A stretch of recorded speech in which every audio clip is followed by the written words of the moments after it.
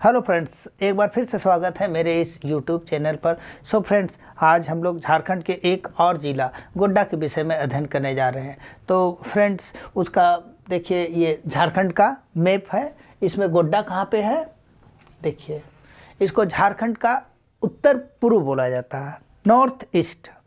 जैसे भारत का उत्तर पूर्व बोला जाए तो उसमें कौन सा आ जाएगा, असम साइड, सेवन सिस्टर, सतवाहिनी जिसको कहते हैं। उसी तरह अगर झारखंड का उत्तर पूर्व बोला जाए तो कौन जिला आ जाएगा, गोड्डा ना। तो उत्तर पूर्व में गोड्डा है, आप यहाँ देख सकते हैं।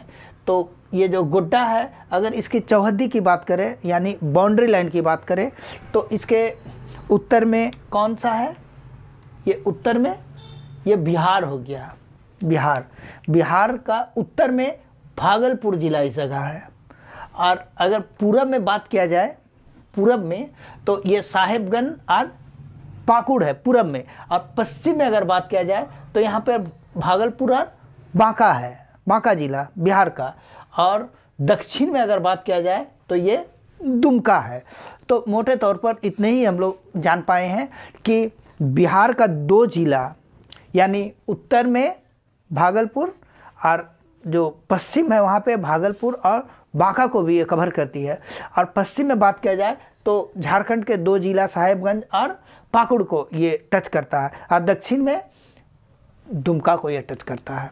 तो इस प्रकार हम लोगों ने इसके चौहद्दी को देखा ना। झारखंड के सिर्फ 3 जिला को ये टच करती है। अब हम लोग देखेंगे कि ये कौन सा परमंडल में पड़ता है, कौन सा परमंडल में। तो ये जो क्षेत्र है ये संथाल परगना परमंडल है।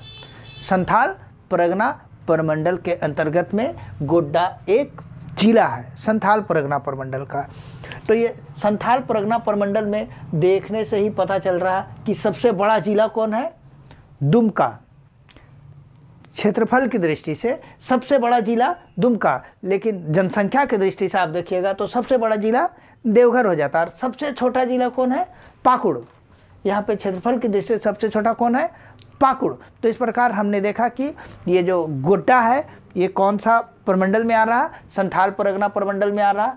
उसमें सबसे बड़ा संथाल परगना में कितने जिले आ रहे हैं, 6 जिले आ रहे हैं, साहेबगंज, गोड्डा, पाकुड़, दुमका, देवघर और जामताड़ा, इतना। और इसमें सबसे छोटा जिला कौन है, पाकुड़, क्षेत्रफल की दृष्टि से। और क्षेत्रफल की दृष्टि से सबसे बड़ा दुमका, जनसंख्या की दृष्टि से देवघर सबसे बड़ा जिला है। तो इस प्रकार हम लोगों ने देखा इसके चौहद्दी के विषय में और कौन सा परमंडल है इसमें। तो अब हम लोग आगे चलते हैं। अब गोड्डा जिला का स्थापना कब हुआ था, गोड्डा जिला का स्थापना कब हुआ था, हम लोग जानते हैं। भारत वर्ल्ड कप कब जीता था, कपिल देव के नेतृत्व में 1983, 1983। तो उसी समय गोड्डा जिला का गठन हुआ है, 25 मई 1983, 1983। तो होता क्या है, 1983 में बिहार विधानसभा में 2 जिला को विभाजित किया गया। बिहार विधानसभा में 2 जिला को विभाजित किया गया। एक था रांची, पहला जिला कौन को विभाजित किया गया, रांची। ये रांची से 2 जिला बनता है, लोहरदग्गा और गुमला ना। तो 83 में बिहार विधानसभा में 2 जिला को विभाजित किया जाता है।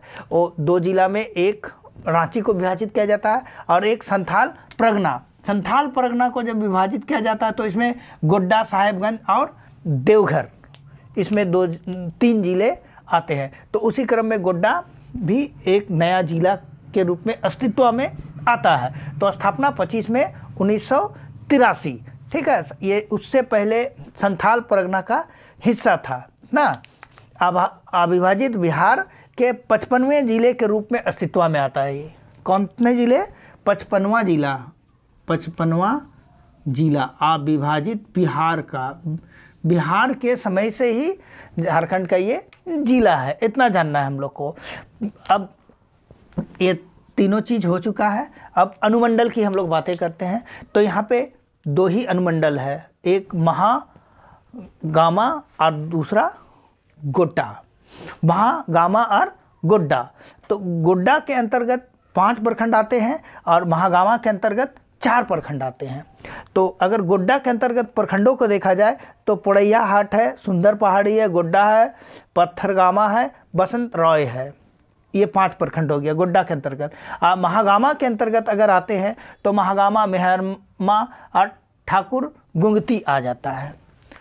और प्रखंड को देखते हैं तो 9 प्रखंड।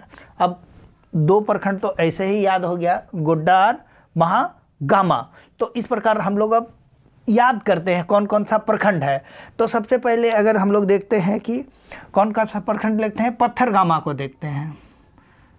पत्थरगामा याद करने का तरीका देखिए, गामा गामा याद कीजिए, पत्थरगामा, महागामा, महागामा, मेहरमा, देखिए 3 याद हो गया, मामा माँ।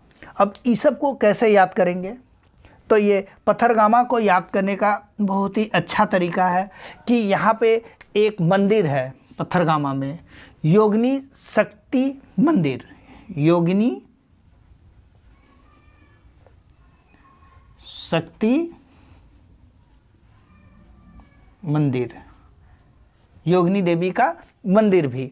तो यहाँ पे ये मंदिर बहुत ही फेमस है। ये एक पहाड़ में है, बाराकोपा पहाड़ में, बाराकोपा पहाड़ के ऊपर में ये मंदिर है। इसको झारखंड का कामाख्या देवी भी कहा जाता है, झारखंड का कामाख्या देवी। ये भूल नहीं करना है कि रजरप्पा के छीन मस्तिष्क को झारखंड का कामाख्या देवी कहा जाता है, ये गलत है। ये योगिनी शक्ति मंदिर को ही झारखंड का कामाख्या देवी कहा जाता है। इसके बहुत सारे कारण हैं। मंदिर का अगर स्ट्रक्चर को देखा जाए तो कामाख्या देवी का जो मंदिर है और छीन मस्तिष्क का मंदिर का, दोनों का स्ट्रक्चर एक है। लेकिन अगर बात किया जाए कि कामाख्या देवी, तो उसके अंतर्गत में योगिनी शक्ति पीठ मंदिर को ही कामाख्या देवी का मंदिर कहा जाएगा। अगर उस पर दोनों में मंदिर में समतुल्यता को देखा जाए, सिमिलरिटीज़ को देखा जाए, तो उसमें क्या क्या आएगा? दोनों मंदिर, कामाख्या देवी में भी 3 दरवाजे हैं, माँ योगिनी शक्तिपीठ में भी 3 दरवाजे हैं, और कामाख्या देवी में भी एक पिंड का पूजा होता है और योगिनी शक्ति मंदिर में भी एक पिंड का पूजा होता है। तो कहा जाता है कि 51 शक्तिपीठ है, लेकिन अगर योगिनी पुराण देखा जाए तो उसमें लिखा गया कि 52 शक्तिपीठ है। तो इसमें ये योगिनी शक्तिपीठ में क्या है? माता का जांघ गिरा हुआ है, माता का जांघ, एक शैल है, उसमें जांघ की आकृति है, वही आस्था का केंद्र है ना। और ये लखनपुर गांव में है। कौन गांव में है? लखनपुर गांव में ये पड़ता है। यहाँ पे लाल चुनरी लोग चढ़ा करके अपनी मन्नतें को मांगते हैं। कहा जाता है कि अज्ञातवास के समय में पांडव लोग भी कुछ समय यहाँ पे बिताए थे, यानी महाभारत से भी इसका कुछ संबंध है। योगिनी शक्तिपीठ तो हम लोग आसानी से याद कर सकते हैं। पत्थरगामा, पत्थरगामा से लेकर के क्या याद हो गया? योगिनी शक्ति मंदिर, उससे हम लोग आसानी से याद हो गया। अब हम लोग चलते हैं बसंत राय। बसंत राय प्रखंड बहुत ही फेमस प्रखंड है, बसंत राय प्रखंड। अगर बोला जाए कि सबसे कम गांव वाला प्रखंड कौन है झारखंड में, सबसे कम गांव वाला प्रखंड ये बसंत राय है ना। वहाँ पे मात्र 117 गांव ही है ना। और यहाँ पर एक सबसे बड़ा चीज़ है, यहाँ बसंत राय तालाब है, बसंत राय तालाब, टैंक जिसको बोला जाता है, बसंत राय टैंक। तो एक बार वहाँ पे तो जब अकाल पड़ा तो बसंत राय की एक बेटी थी कर्णावती, उसके कहने पर लोग भूखे मर रहे थे, तो उसके कहने पर ये तालाब का निर्माण किया गया। कर्णावती के कहने पर ये तालाब एक आस्था का केंद्र है, आस्था का केंद्र है। ऐसा कहा जाता है कि इसकी गहराई को अभी तक कोई माप ही नहीं पाया है, और सबसे बड़ा बात है इसको तैर करके कोई पार भी नहीं कर पाया है। और इसमें हाथी से भी आप पार करना चाहेंगे तो आप नहीं पार कर पाइएगा। तो यहाँ पे आस्था का ये केंद्र है। और यहीं पे एक मेला लगता है, बिसुआ मेला, बहुत ही फेमस है बिस्वा मेला बसंत राय तालाब के पास ही, ये 14 अप्रैल को लगता है ना। तो बसंत राय प्रखंड के बारे में भी हम लोग जान गए कि वो सबसे कम गांव वाला प्रखंड है, 117 ही गांव है। वहाँ पे बसंत राव तालाब बहुत ही फेमस है, जो आस्था का केंद्र है। वहाँ पे सारे लोग संथाल लोग आकर के स्नान करते हैं, और फिर यहाँ पे जो बिस्वा मेला लगता है उसमें सफा होड़ लोग करते हैं, नहा करके शामिल होते हैं। इतना हो गया। अब और कौन सा प्रखंड आ गया है, अब हम लोग देखते हैं ठाकुर गुंगती। ठाकुर गुंगती प्रखंड, ठाकुर गुंगती, यहाँ पे एक गांव है भगैया गांव, भगैया गांव ना। तो ये हैंडलूम और रेशम उत्पाद के लिए फेमस है, रेशम उत्पाद के लिए गांव फेमस है, रेशम उत्पाद के लिए फेमस है, इसलिए इसे रेशम नगरी भी कहा जाता है, इसलिए इसको रेशम नगरी भी कहा जाता है ना। ठाकुर गंगती हो गया, उसमें भगैया गांव हो गया। अब और कौन सा प्रखंड आ गया, सुंदर पहाड़ी। सुंदर पहाड़ी, सुंदर पहाड़ी आसानी से याद कर सकते हैं, वहाँ एक नदी बहती है, सुंदर नदी हो गया, सबसे बड़ा चीज़ है सुंदर नदी हो गया इतना। अब यहाँ पे सफा होड़ विद्रोह इसी पहाड़ी से चालू हुआ था। सफा होड़ का विद्रोह अगर पूछा जाए कहाँ से चालू हुआ, तो यहीं से चालू हुआ ना, सफा होड़ विद्रोह। अब यहाँ पे एक सुंदर डैम भी है, सुंदर डैम, सुंदर बांध है ना। अब इसमें ये डैम क्या है, 1970 से 1978 के बीच में बना यार। ये गोड्डा का सिंचाई परियोजना के अंतर्गत सबसे बड़ा यही डैम पाया जाता है ना। और सुंदर डैम यही हो गया। अब राजभाता गांव में है, ये राजभाता गांव में सुंदर डैम है, राजभाता गांव में ना, गोड्डा की सबसे बड़ी सिंचाई परियोजना ना। अब सुंदर नदी भी है, सुंदर डैम भी है, सुंदर पहाड़ी भी है, इतना याद कर लेना है। तो ये सुंदर पहाड़ी भी हम लोग को याद हो गया। अब और क्या क्या बात कर लेते हैं हम लोग, और कौन सा ब्लॉक पड़ रहा, पोड़ैया हाट। पोड़ैया हाट, पोड़ैया हाट, पोड़ैया हाट और सरैया हाट। सरैया हाट दुमका में है, पोड़ैया हाट गोड्डा में है। पोड़ैया हाट से यही याद कर सकते हैं, यहाँ पर निमझर मेला लगता है, निमझर मेला लगता है। निमझर मेला मकर संक्रांति के दिन में लगता है। यहाँ पे सदान और आदिवासी लोग आकर के मतलब एक साथ रहते हैं ना। निमझर गर्म जल कुंड भी है, निमझर गर्म जल कुंड अगर पूछा जाए कहाँ पे है, तो यहाँ पे गोड्डा में ही है और पोड़ैया हाट में है ना। अब इतना हो गया। अब गोड्डा तो आप जानते ही हैं, गोड्डा बहुत ही फेमस है ना। गोड्डा, गोड्डा यहाँ का हेडक्वार्टर हो गया, गोड्डा जिला का। ऐसे यहाँ पे बहुत सारा मेला एक लगता है, गणतंत्र दिवस मेला बहुत ही फेमस है। गणतंत्र दिवस मेला यहाँ पे लगता है। इसको गणतंत्र दिवस मेला को विकास मेला भी कहा जाता है, विकास मेला भी कहा जाता है। ऐसे विकास मेला दो है, झारखंड में दो ठो विकास मेला के नाम से जाना जाता है। एक ठो गांधी मेला को भी विकास मेला के नाम से जाना जाता है, गांधी मेला। ये सिमडेगा में लगता है, सिमडेगा में ना। तो गवर्नमेंट का पॉलिसी के विषय में इसके बारे में बताया जाता है। और भी बहुत सारे प्रखंड है, जैसे बच गया कौन कौन, महागामा, मेहरमा, वो सबको देख लीजिएगा। तो प्रखंड हम लोग का 9 प्रखंड हो गया। आप आराम से याद कर सकते हैं, सुंदर पहाड़ी, पोड़ैया हाट, गोड्डा, पत्थरगामा। पत्थरगामा के विषय में मैंने बहुत अच्छा से, बसंत राय, बुआरी जोर, महागामा, ठाकुर गुंगती, मेहरामा, इतना हो गया। अब हम लोग और दूसरी तरफ चलते हैं। यहाँ पर विधानसभा की कितने सीटें हैं? तो विधानसभा की यहाँ पे 3 सीटें हैं। विधानसभा के 3 सीटें हैं ना। तो इसमें गोड्डा विधानसभा में 1 सीट है। फिर पोड़ैया हाट और एक महागामा। तो विधानसभा के 3 सीट हुए और लोकसभा के 1 ही सीट है, स्वयं गोड्डा। इतना याद करना है ना। तो विधानसभा के 3 सीट है, ओम में गोड्डा, पोड़ैया हाट और महागामा, और लोकसभा के सिर्फ 1 ही सीट है ना। तो अब हम लोग चलते हैं यहाँ पर नदियाँ। तो यहाँ पे कौन कौन सी गोड्डा में नदियाँ हैं? तो यहाँ पे सबसे प्रमुख नदी सुंदर नदी है।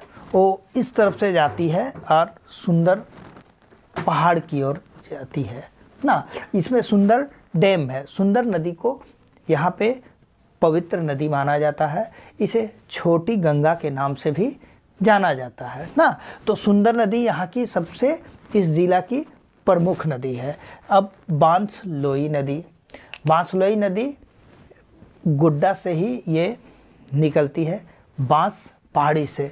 इस नदी को खास करके बाउंड्री, सीमा रेखा बनाने के लिए जाने जाती है। ये दुमका के उत्तरी सीमा बनाते हुए गोड्डा और पाकुड़ को अलग करती है।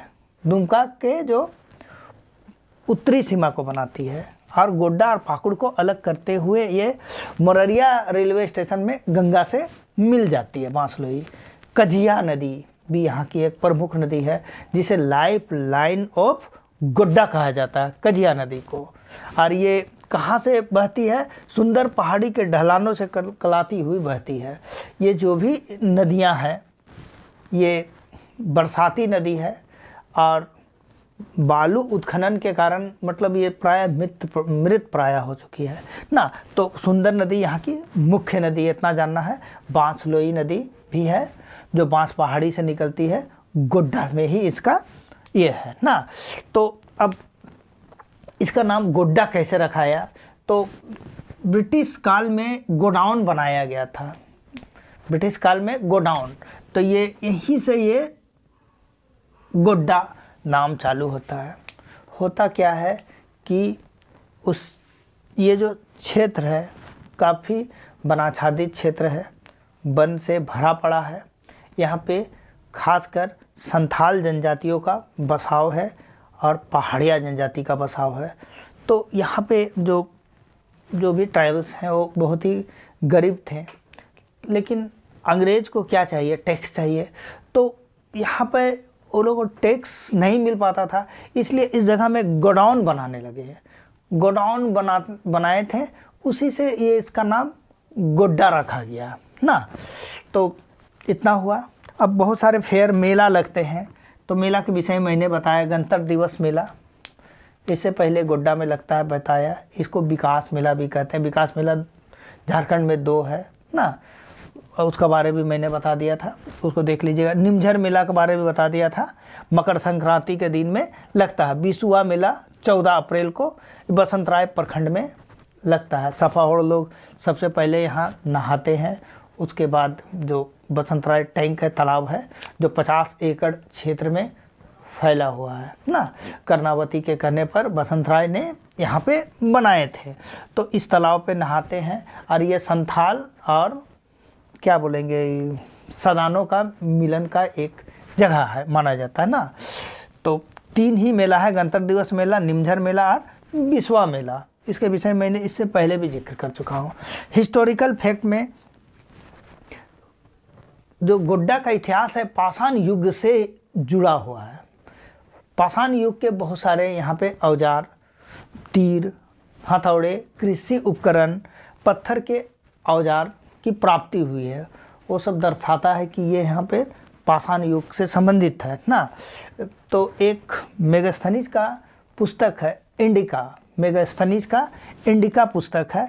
इसमें इस क्षेत्र को मलेर कहा गया है, मलेर ना। तो मलेर किसे कहा जाता? मलेर जो यहाँ के जो जनजातियाँ हैं, पहाड़िया जनजाति में सौरिया पहाड़ी, उसको मलेर कहा जाता है। ये एक आदिम जनजाति है और ये गौ मांस भक्षी है और इन लोग का निवास जो रहता है पहाड़ की चोटियों पर रहता है और वे स्थानांतरित कृषि करते हैं, तो इस क्षेत्र को मलेर कहा गया है। और सबसे बड़ा बताओ, वेनसांग का नाम आप सुने होंगे। वेनसांग ना यहाँ पर पढ़ाई के लिए स्टडी करने आए थे बौद्ध धर्म का, तो उनका मुलाकात हर्षवर्धन से होता है। हर्षवर्धन जो एक बौद्ध धर्म के बहुत ही मतलब मानने वाले राजा थे। दोनों की मुलाकात काकजाल में होती है। काकचल ना, मुलाकात कहाँ पे होती है? काकचल, राजमहल में है ये आपका, शायद वहाँ पे है। इस जगह में क्या है? साहिबगंज, उस जगह में राजमहल में ना। तो वेनसांग चंपा गांव का विजिट किए थे, इतना जानना है। अब फ्रीडम फाइटर में भागीरथ मांझी वहीं के थे। भागीरथ मांझी का जन्म तलडीहा गोड्डा में हुआ था और ये खरवार विद्रोह जो हुआ था 1874 में, उसमें हिस्सा लिए थे। और खरवार संथालों की उप जनजाति है जो इसमें जनजातीय रीति रिवाज को जो मानने लगे। इस सबसे पहले जो खरवार विद्रोह का जो समर्थन किए उसको सफा होर कहलाए और जो समर्थन नहीं किए वो बाबजिया कहलाए ना। सफा होर विद्रोह कहाँ पे हुआ था? सुंदर पहाड़ी में हुआ था, इतना जानकारी रखना है। अब और भी है कुछ कुछ। अब यहाँ पे मिनरल की बात कर लेते हैं। तो मिनरल में यहाँ पे दो ही चीज़ पाया जाता है, कोयला और सीसा। कोयला और सीसा, मिनरल में कोयला और सीसा। तो कोयला का खदान जो होता है दो प्रकार के होते हैं। एक बहुत खोदना पड़ता है, बहुत नीचे से कोयला की प्राप्ति होती है, और एक ओपन। तो यहाँ पे एक जगह है ललमटिया। ललमटिया बहुत ही फेमस है, ललमटिया कोयला खदान, ये बहुत ही फेमस है ललमटिया कोयला खदान। ये खुला कोयला खदान है ना। इसके कोयले से दो ताप विद्युत गृह चल रहा है ना, एक कहलगांव में और एक फरक्का में। फरक्का तो वेस्ट बंगाल में है ना। तो ललमटिया एक खुला कोयला का भंडार है, इससे दो थर्मल यूनिट चल रहे हैं ना। तो कहलगांव और फरक्का, ठीक है, इतना हो गया। अब इसी के बगल में अडानी पावर प्लांट है। Adani power plant, Adani power plant अभी कुछ दिन पहले ही चालू हुआ है। अडानी पावर प्लांट ये बहुत ही फेमस है। ये कुछ दिन पहले ही चालू हुआ है, अभी कुछ दिन पहले इसका उद्घाटन हुआ है। वहाँ पर से बिजली पैदा होने लगी और यहाँ पर 1600 मेगावाट बिजली पैदा हो रही है। उसमें से 800 जो मेगावाट है वो बांग्लादेश को भेज दिया जा रहा है। तेलियागढ़ी किला से होते हुए वहाँ पर जो फरक्का होते हुए बांग्लादेश, तो उसमें 800 चला जा रहा बांग्लादेश, और जो 400 है झारखंड में यूज हो रहा, वो ललमटिया खदान के बगल में ही है ना। तो इतना याद रखना है। अब हो गया, तो इसमें ललमटिया खदान तो हो चुका है। अब कुछ कुछ यहाँ पे नामचीन व्यक्ति सब हैं ना। नामचीन व्यक्ति में यहाँ पे सबसे मुख्य भागवत झा आज़ाद, जो पूर्व बिहार के सीएम रह चुके हैं, भागवत झा आज़ाद। उनका जन्म भी कहाँ पे? गोड्डा में ही हुआ था ना। अब उनके बेटा कीर्ति आज़ाद जो 1993 में क्रिकेटर थे, जो वर्ल्ड कप जो हुआ था उसमें उसका बेटा खेले थे। अब भरत ठाकुर बहुत ही फेमस नाम है, फेमस योगा गुरु, आध्यात्मिक गुरु मानिए, भरत ठाकुर फेमस योगा गुरु। और उनकी पत्नी भूमिका चावला दक्षिण भारत की फेमस एक्ट्रेस गोड्डा की ही है ना। तो ये नामचीन व्यक्ति भागवत झा आज़ाद, कीर्ति आज़ाद, शायद उनका जन्म तो यहाँ नहीं हुआ था लेकिन उनके बेटा है इसलिए उसको लिख दिया गया है। वो भागलपुर तरफ चले गए थे लोग उस समय। तो कीर्ति आज़ाद जो क्रिकेटर थे वो भी, और फिर भरत ठाकुर, और फिर भूमिका चावला ना। अब नगरीकरण, सबसे कम नगरीकरण अगर झारखंड में कौन सा जिला है पूछा जाए तो गोड्डा है। झारखंड का न्यूनतम नगरीकरण कहाँ पे हुआ है? गोड्डा में केवल 4%। सबसे ज़्यादा नगरीकरण कहाँ हुआ है? आपका धनबाद में। सबसे ज़्यादा नगरीकरण धनबाद में हुआ है, 58 पॉइंट कुछ है, यानी 60% मान के चलिए नगरीकरण हुआ है ना। अब परिवहन के रूप में बात करेंगे तो वहाँ NH 133 गोड्डा जिला से ही गुजरती है। कारगिल चौक बहुत ही फेमस जगह है, वीरेंद्र महतो शहीद हुए थे वहाँ। वहाँ वो लिंक रोड है, बड़े बड़े जगह को वहाँ पर जाया करता है रास्ता। और रेलवे की बात करते हैं तो यहाँ पर रेलवे का ज़्यादा विकास नहीं हुआ है। कुछ दिन पहले ही यहाँ पर रेलवे का विकास हुआ है, 2021 आसपास। वहाँ के जो सांसद हैं निशिकांत दुबे की सहायता से ना, तो ये ईस्टर्न रेलवे जोन में आते हैं, ईस्टर्न रेलवे जोन के अंतर्गत ही आता है ना। और यहाँ 20 अप्रैल 2021 में एक रेलगाड़ी चलना शुरू हुई थी, वो दिल्ली तक जाती थी, वो सभी साप्ताहिक थी। और एयरलाइंस की बात करें तो वहाँ पे तो निकटवर्ती रेलवे हवाई अड्डा अभी उद्घाटन नरेंद्र मोदी जी किए हैं, आपका देवघर हवाई अड्डा ना। और इतना हो गया। अब बहुत सारे मंदिर का विषय मैंने बता दिया है, योगिनी शक्ति मंदिर ना, योगिनी शक्ति मंदिर के विषय में बताते, उसको खाली एक चीज़ नहीं बताए थे, कौन निर्माण किए थे, चारूशिला देवी की थी ना। और उसके विषय में रत्नेश्वर धाम जो है शिव मंदिर है। तो क्या होता है कि अजगैबी नाथ एक जो भगवान शिव का मंदिर है, वहाँ से सुल्तानगंज जो बोलते हैं भागलपुर पास जो है, वहाँ से जो भी जल लेकर के आते हैं या तो वो चले जाते हैं देवघर या फिर रत्नेश्वर धाम में आके शिव मंदिर में चढ़ाते हैं, जल अर्पित करते हैं भगवान को। अब बेलनीघर पहाड़ जो है वहाँ पे बुद्ध प्रतिमा का अवशेष प्राप्त हुआ है। एक तो टैंक है Muller tanks, Friedrich Max Muller ने इसको बनाया था ना। अब इतना हो गया, और भी कुछ कुछ हो सकता है मंदिर में। और एक आक याद रखिए, भलडीहा दुर्गा मंदिर एक दिन याद कर लीजिए। और किला में बारकोपा का किला, बारकोपा का किला यहाँ पे है ना, बारकोपा का किला। तो इस प्रकार आज हम लोग ने गोड्डा जिले को बहुत ही विस्तृत रूप से अध्ययन किया है। आशा है आपको वीडियो बहुत ही काफ़ी लाभ प्राप्त होगा। तो मिलते हैं नेक्स्ट वीडियो में, तब तक के लिए थैंक यू।